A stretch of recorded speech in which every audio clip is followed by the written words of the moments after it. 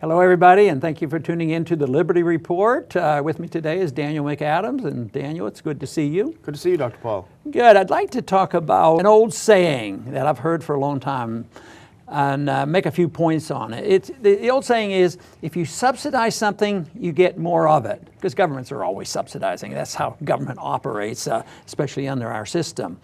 And there are so many examples of this. I think we could write a long list of what would be truly a subsidy if you're getting a special benefits. Democrats would like to say a tax cut is a subsidy. Mm-hmm. We're not dealing with that. Cutting taxes and tax credits, that's lowering taxes. That's not what I'm talking about. I'm talking about when you literally send money and privileges over one corporation versus another, or one group, and this, I think, is a gross distortion. It really messes up the free market economy.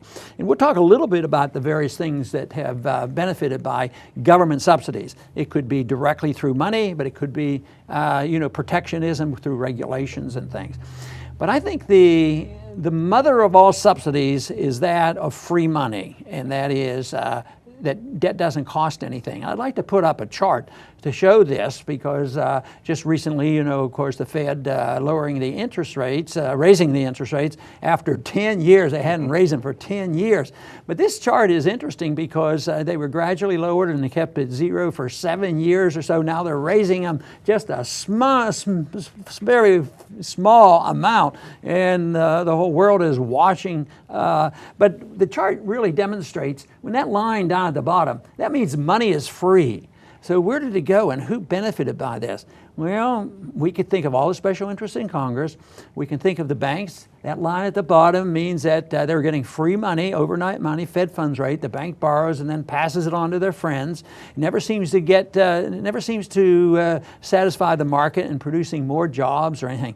But it is truly a subsidy, and subsidizing debt. It won't even be government debt. It will be corporate debt. It's going to be personal debt, and I think debt is a nemesis. I think it will really finally bring us down. Even if nobody's paying interest rates, debt will have to be paid or liquidated, and that's what we're facing.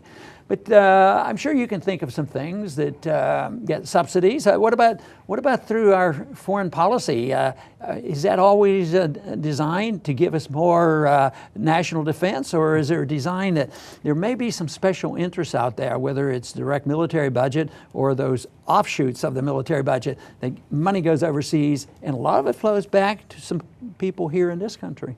Sure. Well, you have, I can think of a couple off the top of my head. I think the greatest example of a subsidy is probably the F-35 project, where you have a plane that nobody wants. It's a piece of junk, but they build it in 45 states, I think 15 foreign countries. There's a little bit of it everywhere. There's jobs for everyone in it. The American people don't need the plane. The plane doesn't work well, but nobody's going to lift a finger to kill it. And we're not made safer by this. Maybe we might even antagonize people with our bombs and our missiles and everything that we put and plant around the world. I see it actually a very negative on the pretense that it's making us safe. No, I think that's a great example. But right now, very much in the news, and this has to do with international movement of people. We have had a lot of immigrants coming from the South, a few from the North, but not many. But we also have the refugee problem, Europe more so than us, as a consequence of a foreign policy that is deeply flawed. And I think most Americans do lean toward openness for people who really suffer at the abuse of their own government. And if they can come here and be assimilated, that's one thing.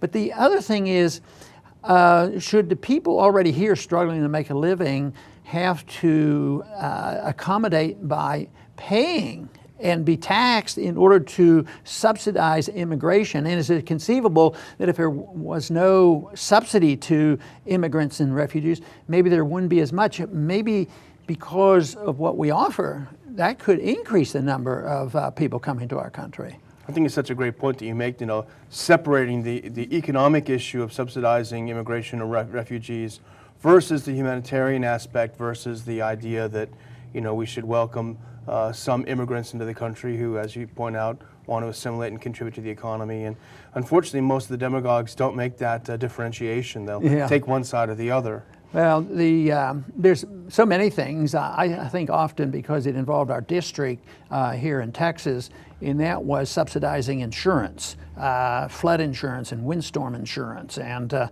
most people don't complain too much about it, especially people receiving the benefit. But you know, it's virtually impossible if you live on the Gulf Coast to buy market insurance. And they say, well, it's too expensive. So the government, well, why is it too expensive? Maybe because it's of high risk. So what we do is we subsidize people who have money to build fancy houses on the Gulf Coast, and then a hurricane comes and they blow them down, and then people who don't live on the Gulf Coast has to bail them out. So there's much more. You subsidize something, you get more of it. You get more people taking more risk building houses where they wouldn't do it, or they would have insurance that they pay more money for. But you know, I always got a lot of heat from some officials on that, but you know, for the most part, the constituents never held it against me because I thought it was common sense. And so often, you know, the other reason it didn't seem to be so bad is FEMA was such an outrageous organization that they always were so inept. But another thing, if you want to talk about malinvestment, and this would be part of the way the Federal Reserve works, is you know, the FDIC, how they insure deposits. You know, banks will take greater risk, and people will take greater risk if the government always guarantees everything, and that encourages people to assume more risk and more debt. And you also, I think, have a form of subsidy when you talk about international alliances. Think about NATO, for example. There's an implicit subsidy of U.S. military force backing up the NATO partner countries, particularly the weaker ones like Latvia, Lithuania, and they tend to have a much more bellicose foreign policy against Russia because they feel they're subsidized by the huge U.S. military machine. Look at Turkey's behavior recently in shooting down this Russian jet. If they didn't feel they had the force of the U.S. military behind them, they might not engage in such reckless behavior. Well, you know, there's been a recent debate going on with the Russians and NATO. You know, Ukraine is one. Are we going to get assistance from Russia? Or are we going to get it from NATO? And they make these promises that you talk about what about in the Balkans right now? That they're arguing countries, should you go with NATO? And it's how much subsidies will you give? will you be given? Of course, since governments essentially are all broke, they don't have it. It's all a promise and a trusting government to print enough money and run things. But that's been going on, of course, for a long time. You know, another area where there's tremendous subsidies, and we're seeing the consequence, because my argument about talking about this is debt. Debt is bad. But think about how the education has occurred in the last 15 or 20 years. It even could be longer. All the student grants and loans, which are, you know, there's not pay for it. And the students now are graduating. They have $1.3 trillion worth of debt. You subsidize it, you get more of it, but you don't get a better quality. And but they couldn't have done this without somebody accommodating. The taxpayers so far haven't directly accommodated that system, but the debt did, and the deficit, and the banks get their loans guaranteed, and they had extra guarantees on this. But once again, if you'd have had to work in the marketplace, there wouldn't have been this. And what happened when you subsidize, you get more of it, but you get more cost too. Professors make more money, buildings go up, and student tuition goes up.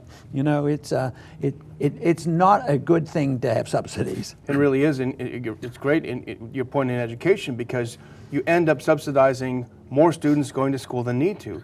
Not as many young people need to have a college education to have a productive career as society tells them, and that's because it's easy money to get through. And it contributes to the malinvestment, because if you're out of high school and you want to go into, maybe you can't or don't want to go to college, and it's not like a magic ticket, not anymore anyway, they might be better off doing a year in trades. I keep telling you, and some people do quite well. I've seen some people just avoid college altogether and go into a trade, and building trades, and they do very well. It wasn't that they weren't smart enough to go to college, it was just too boring, and they can get in there. I think a good welder, a good mechanic is going to be much more valuable than a college degree from a fancy college, when times get worse than they are now. And right now, even though the market's doing well, there's a lot of problems out there when you think of the percentage of people who are living, with their parents. So subsidies, I think, are misleading. You can subsidize education in two different ways. One, the Fed credit is low, and at the same time, government writes regulations and makes grants. Housing was this same way. The housing bubble didn't get there because of natural economic forces. The housing bubble built because of easy credit, low interest rates, and then of course the bubble burst. But the Barney Franks of the world had Community Reinforcement Act and said, you have to do it. So it wasn't all the bank's fault. They were participants, and students didn't complain, I can't pay for this.